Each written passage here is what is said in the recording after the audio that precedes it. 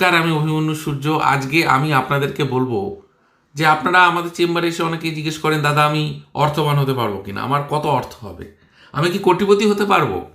আজকে বলবো ঘরে বসে এই ভিডিওটা দেখে আপনারা মিলিয়ে নিন কিভাবে।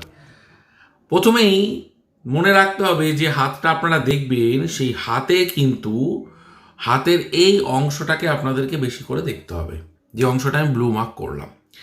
এই অংশে যদি আপনি দেখেন আপনার হাতে এরকম একটা ত্রিভুজ চিহ্ন তৈরি হয়েছে, তাহলে কিন্তু এটা ভেরি গুড সাইন। আপনি প্রচুর অর্থ রোজগার করতে পারবেন, প্রচুর।